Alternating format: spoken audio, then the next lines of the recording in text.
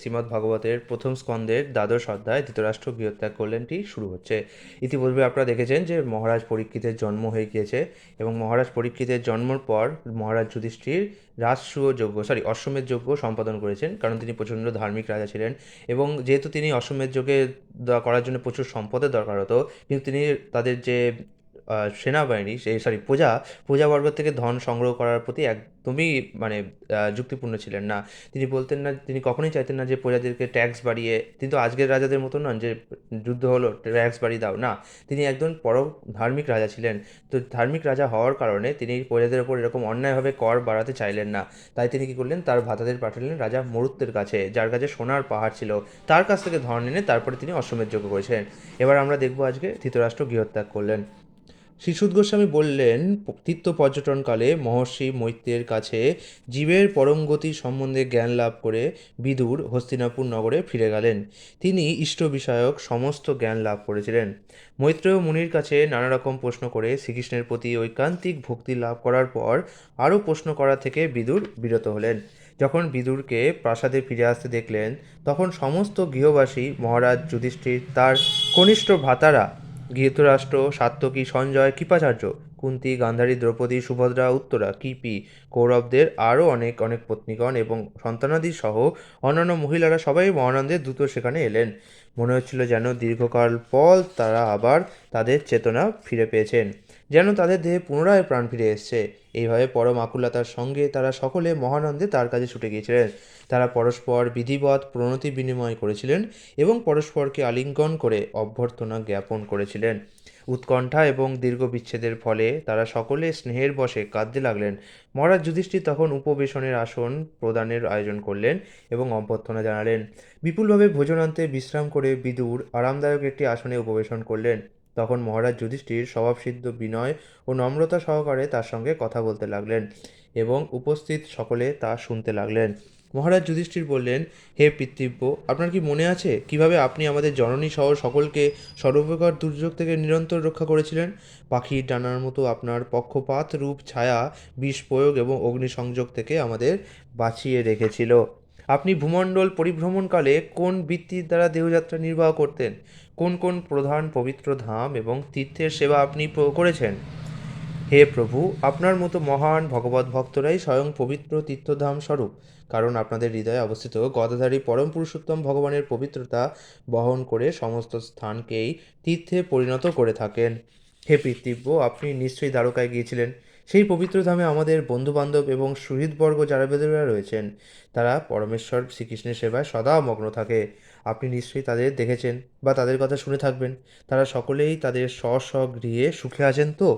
এইভাবে ধর্মরাজ যুধিষ্ঠির প্রশ্ন করলে মহাত্মা বিদুর যদুবংশ ধ্বংসের সমাচার ব্যতীত ব্যক্তিগতভাবে যেসব অভিজ্ঞতা তিনি লাভ করেছিলেন তা ক্রমশ বর্ণনা করলেন। করুণাময় মহাত্মা বিদুর কোনো সময়ই পাণ্ডবদের দুর্দশা দেখতে পারতেন না, তাই তিনি অপ্রিয় আর অসহনীয় এই ঘটনার কথা প্রকাশ করলেন না, কারণ দুর্যোগাদি আপনা হতেই আসে। এইভাবে মহাত্মা বিদুর তার জ্ঞাতিবর্গের সকলের কাছে ঠিক দেবতুল্য মানুষের মতোই সমাদৃত হয়ে কিছুদিন সেখানে রইলেন, যাতে তার জ্যেষ্ঠ ভ্রাতা ধৃতরাষ্ট্রের মনোবৃত্তি পরিবর্তন করতে পারেন এবং তার দ্বারা অন্য সকলেরও প্রীতিবিধান করা যায়। মণ্ডুক মুনির দ্বারা অভিশপ্ত হয়ে বিদুর যতদিন শূদ্রত্ব ধারণ করেছিলেন, সেই শতবর্ষব্যাপী অজন্মা পাপীদের পাপকর্ম অনুসারে যথাযথ দণ্ড বিধানের জন্য যমরাজের পদাভিষিক্ত হয়েছিলেন। মহারাজা যুধিষ্ঠির তার রাজ্য জয় করে এবং তার বংশের মহান ঐতিহ্য অক্ষুণ্ণ রাখার উপযুক্ত এক পুত্রের জন্মের দর্শন লাভ করার পরে শান্তিতে রাজত্ব করেছিলেন এবং তার কনিষ্ঠ ভ্রাতারা, যারা ছিলেন জনসাধারণের কাছে সকলেই দক্ষ প্রশাসক, তাদের সহযোগিতা নিয়ে তিনি অসামান্য ঐশ্বর্য ভোগ করেছিলেন। যারা গৃহ পরিবার বিষয়ে অত্যন্ত আসক্ত এবং সর্বদাই সেই চিন্তায় মগ্ন থাকে, পরম দুস্তর অনন্তকাল অজ্ঞাতসারে তাদের অতিক্রম হয়ে যায়। মহাত্মা বিদুর এই সমস্ত বিষয়ে অবগত ছিলেন এবং তাই তিনি ধৃতরাষ্ট্রকে বললেন, হে রাজন, শীঘ্র আপনি এখান থেকে বেরিয়ে পড়ুন, আর বিলম্ব করবেন না। দেখুন মহাভয় কিভাবে আপনাকে আচ্ছন্ন করেছে। এই জড়জগতের কোনো মানুষের দ্বারা এই ভয়াবহ পরিস্থিতির প্রতিকার হতে পারে না। হে প্রভু, পরম পুরুষোত্তম ভগবানই মহাকাল রূপে আমাদের সকলের সম্মুখে উপস্থিত হয়েছেন। যেই মহাকালের দ্বারা প্রভাবগ্রস্ত হয়, তাকে অবশ্যই তার সর্বাপেক্ষা প্রিয় প্রাণই সমর্পণ করতে হয়। এবং ধন সম্পদ মান মর্যাদা সন্তান সন্ততি জমি বাড়ি এই সবের মতো অন্যান্য জিনিসের কথা আর কি বলবার আছে। আপনার পিতা ভ্রাতা বন্ধু পুত্রবর্গ সকলেই মৃত এবং প্রয়াত। আপনি নিজেও আপনার জীবনের বেশিরভাগ সময় অতিবাহিত করেছেন। আপনার দেহ এখন জরাগ্রস্ত এবং আপনি অন্যের গৃহে বাস করছেন। আপনি জন্মকাল থেকেই অন্ধ এবং সম্প্রতি আপনার শ্রবণ শক্তিও হ্রাস পেয়েছে। আপনার স্মৃতিশক্তি দুর্বল হয়ে পড়েছে এবং বুদ্ধিভ্রংশ হচ্ছে। আপনার দন্তরাজি জীর্ণ হয়েছে। আপনার যকৃতের ত্রুটি ঘটেছে এবং আপনার কাশির সঙ্গে সশব্দে কফ নির্গত হচ্ছে। আহা, কোনো জীবের বেঁচে থাকার আশা কি বলবতী! যথার্থই আপনি ঠিক একটা পোষা কুকুরের মতোই বেঁচে রয়েছেন আর ভীমের দেয়া উচ্ছিষ্ট অন্ন গ্রহণ করছেন। যাদের আপনি অগ্নিতে নিক্ষেপ করে এবং বিষ প্রয়োগে হত্যা করতে চেষ্টা করেছিলেন, তাদের দাক্ষিণ্যে নির্ভর করে অধঃপতিত জীবনযাপন করবার কোনো প্রয়োজন নেই। আপনি তাদের স্ত্রীদেরকেও একজনকে অপমানিত করেছিলেন এবং তাদের রাজ্য ও ধন সম্পদ অপহরণ করে নিয়েছিলেন।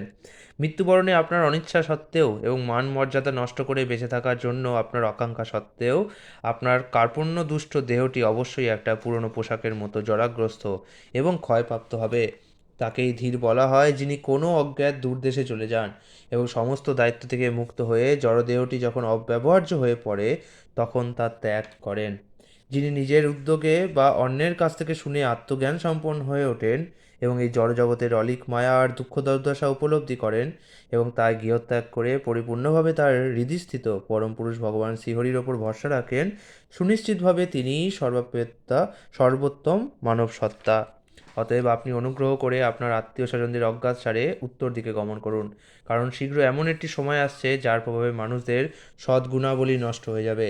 এইভাবে কনিষ্ঠ ভ্রাতা বিদুর কর্তৃক উপশিষ্ট হয়ে আজমির বংশজ মহারাজ ধৃতরাষ্ট্র আধ্যাত্মিক জ্ঞান অর্থাৎ প্রজ্ঞা লাভ করে চিত্তের দৃঢ়তার দ্বারা আত্মীয়বর্গের নিবিড় স্নেহপাশ ছিন্ন করে গৃহ থেকে মুক্তি লাভের পথে বহির্গত হলেন। যুদ্ধে তীব্র আঘাত পাওয়া সত্ত্বেও প্রশান্ত চিত্ত যোদ্ধার মতো সন্ন্যাসদণ্ড অবলম্বনকারী সন্ন্যাসীদের আনন্দদায়ক যে হিমালয়ের পর্বতমালা সেই অভিমুখে তার পতিকে গমন করতে দেখে গান্ধাররাজ সুবলের কন্যা প্রতিব্রতা সাধ্বী গান্ধারী তার অনুগামিনী হলেন। অজাতশত্রু যুধিষ্ঠির মহারাজ সন্ধ্যা বন্দনাদি ক্রিয়া এবং হোমাদি কার্য সমাপন করে তিল গাভী ভূমি ও রত্নাদির দ্বারা ব্রাহ্মণদের প্রণতি নিবেদন করে ও গুরুজনদের বন্দনা করার জন্য প্রাসাদে প্রবেশ করে সেখানে পিতৃব্য বিদুর এবং ধৃতরাষ্ট্র এবং সুবল তনয়া গান্ধারীকে দেখতে পেলেন না। উদ্বিগ্নচিত্ত যুধিষ্ঠির সেখানে সঞ্জয়কে সমুপবিষ্ট দেখে জিজ্ঞাসা করলেন, হে সঞ্জয়, আমাদের বৃদ্ধ এবং অন্ধ পিতৃব্য কোথায়? আমাদের পরম আত্মীয় ক্ষুল্লতাৎ বিদুর এবং হতপূর্ত শোকাতরা মাতা গান্ধারী বা কোথায় চেয়েছেন? আমার জ্যেষ্ঠতাৎ ধৃতরাষ্ট্র তার পুত্র এবং পৌত্রদের মৃত্যুতে অত্যন্ত বিরহকাতর। নিঃসন্দেহে আমি অত্যন্ত অকৃতজ্ঞ। তিনি কি আমার সেই অপরাধে নিদারুণ ক্ষুব্ধ হয়ে তার আত্মীয় পরিবর্গ সহ গঙ্গায় আত্মবিসর্জন দিলেন? যখন আমাদের পিতা পাণ্ডু শয্যাগত হলেন এবং আমরা সকলের নিতান্ত শিশু, তখন এই দুই পিতৃব্য আমাদের সকল প্রকার দুর্যোগ থেকে রক্ষা করেছিলেন। তারা সকল সময় ছিলেন আমাদের মঙ্গলময় শুভাকাঙ্ক্ষী। হায়, তারা এখন কোথায় গেলেন? সূত গোস্বামী বললেন, তার প্রভু ধৃতরাষ্ট্রকে না দেখে বিরহকাতর সঞ্জয় দয়া এবং স্নেহজনিত বিকলতা হেতু অত্যন্ত কাতর হওয়ায় মহারাজ যুধিষ্ঠিরের সেই প্রশ্নের যথাযথ প্রত্যুত্তর প্রদান করতে পারলেন না। প্রথমে তিনি ধীরে ধীরে তার বুদ্ধির দ্বারা মনকে সংযত করে তারপর তার দুই হাত দিয়ে চোখের জল মুছে এবং তার প্রভু ধৃতরাষ্ট্রের চরণ যুগল ধ্যান করতে করতে অজাতশত্রু মহারাজা যুধিষ্ঠিরকে প্রত্যুত্তর দিতে শুরু করলেন। সঞ্জয় বললেন, হে কুরু বংশের বংশধর, আপনার দুই পিতৃব্য এবং গান্ধারীর অভিপ্রায় কিছুই আমি জানি না। হে মহাবাহ, আমি সেই মহাত্মাগণ কর্তৃক বঞ্চিত হয়েছি। সঞ্জয় যখন এইভাবে বলছিলেন তখন বিনা হস্তে মহাভাগবত নারদ সেইখানে আবির্ভূত হলেন। মহারাজ যুধিষ্ঠির তখন তার ভাইদের সঙ্গে নিজ আসন ছেড়ে উঠে দাঁড়িয়ে নারদ মুনিকে অভিবাদনপূর্বক পূজা করে অভ্যর্থনা জানালেন। মহারাজ যুধিষ্ঠির বললেন, হে ভাগবত, আমার দুই পিতৃব্য কোথায় গেছেন তা আমি জানি না এবং সমস্ত পুত্রহীনা শোক কাতরা আমার মাতৃসম তপস্বিনী গান্ধারীকেও আমি দেখতে পাচ্ছি না। আপনি মহাসাগরে কর্ণধারের মতো আমাদের লক্ষ্যপথ দেখাতে পারেন। এইভাবে যুধিষ্ঠিরের কথা শুনে মহাভাগবত দার্শনিক ভক্তশ্রেষ্ঠ দেবশ্রী নারদ বলতে লাগলেন, শ্রী নারদ মুনি বললেন, হে ধার্মিক রাজন, কারো জন্য শোক করো না, কারণ প্রত্যেকেই পরমেশ্বর ভগবানের অধীন। তাই সমস্ত জীব এবং তাদের পালক বর্গ প্রার্থনা করে থাকেন যে নির্বিঘ্নে যেন থাকতে পারেন। ভগবানই তাদের মিলিত করেন এবং বিচ্ছিন্নও করেন। গাভী যেমন নাসিকায় রজ্জুর দ্বারা আবদ্ধ হয়ে থাকে, তেমনি মানুষেরাও বিভিন্ন অনুশাসনাদির দ্বারা আবদ্ধ হয়ে পরমেশ্বর ভগবানের আদেশ পালন করতে বাধ্য হয়। কোনো খেলোয়াড় যেমন তার নিজের ইচ্ছা মতো তার খেলার জিনিসপত্র সাজায় আর ছত্রাকার করে ফেলে, তেমনি ভগবানের পরম ইচ্ছায় মানুষের মিলন ও বিচ্ছেদ ঘটে থাকে। হে রাজন, যদিও মানুষকে জীবরূপে নিত্য ও দেহরূপে অনিত্য অথবা অনির্বচনীয় হেতু নিত্য ও অনিত্য উভয় রূপেই আপনি মনে করেন, তবে যে কোনো অবস্থা থেকে বিচার করলে তারা আপনার শোকের পাত্র নয়। মোহজনিত স্নেহ ব্যতীত শোকের আর অন্য কোনো কারণ নেই। অতএব আত্মস্বরূপে অজ্ঞানতাজনিত আপনার এই উৎকণ্ঠা পরিত্যাগ করুন। আপনি এখন ভাবছেন, যারা অনাথ অসহায় সেই সব জীবেরা আপনাকে ছাড়া কিভাবে প্রাণ ধারণ করবে? এই পাঞ্চভৌতিক শরীরটি কাল, কর্ম ও গুণের বশবর্তী। তার ফলে সর্পগ্রস্ত হয়ে থাকার মতো সেই শরীর কিভাবে অন্যদের রক্ষা করবে? হস্তরহিত প্রাণীরা হস্তযুক্ত প্রাণীদের শিকার, পদরহিত যারা তারা চতুষ্পদ প্রাণীদের শিকার, দুর্বল জীবেরা বলবান জীবেদের জীবন ধারণের ভরসা এবং এক জীব অন্যজীবের খাদ্য। এটাই সাধারণ রীতি। অতএব হে রাজন, আপনি কেবলমাত্র সেই পরমেশ্বর ভগবানকেই অবলোকন করুন, যিনি এক এবং অদ্বিতীয়, যিনি বিভিন্ন শক্তির মাধ্যমে নিজেকে প্রকটিত করেন এবং যিনি অন্তরে ও বাইরে দুভাবেই প্রকাশিত হন। হে মহারাজ, সেই ভূতভাবন পরম পুরুষোত্তম ভগবান শ্রীকৃষ্ণ ভগবৎ বিদ্বেষীদের বিনাশ করার জন্য সর্বগ্রাসী কাল রূপে পৃথিবীতে অবতীর্ণ হয়েছেন। পরমেশ্বর ভগবান দেবতাদের সাহায্য করার উদ্দেশ্যে ইতিমধ্যেই তার কর্তব্যকর্ম সম্পন্ন করেছেন এবং এখন তিনি অবশিষ্ট কার্যের প্রতীক্ষা করছেন। যতক্ষণ পর্যন্ত ভগবান এই পৃথিবীতে আছেন সেই পর্যন্ত আপনারা পাণ্ডবেরা অপেক্ষা করে থাকতে পারেন। হে রাজন, আপনার পিতৃব্য ধৃতরাষ্ট্র, তার ভ্রাতা বিদুর এবং তার পত্নী গান্ধারী সহ হিমালয়ের দক্ষিণ দিকে গিয়েছেন। সেখানে ঋষিদের আশ্রম আছে। সেই স্থানে পবিত্র গঙ্গা নদী সপ্ত ঋষির প্রীতি সম্পাদনের জন্য নিজেকে সপ্তধারায় বিভক্ত করেছেন। এই জন্য সেই স্থানকে লোকে সপ্তস্রোত তীর্থ বলে।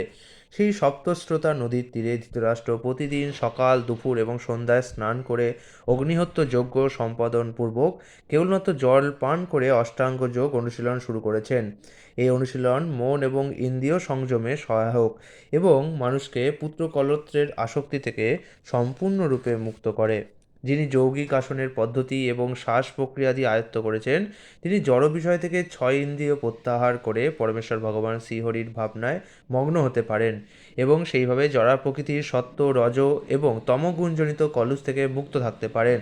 ধৃতরাষ্ট্রকে আত্মজ্ঞান স্বরূপ বুদ্ধির সাথে আপন শুদ্ধ পরিচয়ের সংযোগ সাধন করতে হবে এবং তারপরে পরম ব্রহ্মের সাথে এক জীব সত্তা রূপে তার গুণগত একাত্মতার জ্ঞান অর্জন করে পরম সত্তার মাঝে সাযুজ্য লাভ করতে হবে। জড়জাগতিক আবদ্ধ আকাশ থেকে মুক্ত হয়ে তাকে চিদাকাশে উন্নীত হতে হবে। ইন্দ্রিয়ের সমস্ত কার্যকলাপ বাইরে থেকেও সংযত করে এবং ভোক্তার বুদ্ধিতে বাহ্য বিষয় আহরণ রূপ জড়া প্রকৃতির গুণ বৈশিষ্ট্যাদির দ্বারা প্রভাবিত সর্বপ্রকার ক্রিয়া থেকে নিবৃত্ত হয়ে স্থাণুর মতো নিশ্চলভাবে তাকে অবস্থান করতে হবে। সব রকম জড়জাগতিক কর্তব্য পরিত্যাগ করবার পরে সেই পথের সমস্ত বিঘ্ন অতিক্রম করে তাকে অবিচল হয়ে অধিষ্ঠিত হতে হবে। হে রাজন, আজ থেকে খুব সম্ভবত পঞ্চম দিনে তিনি দেহত্যাগ করবেন এবং তার সেই দেহ ভস্মে পরিণত হবে।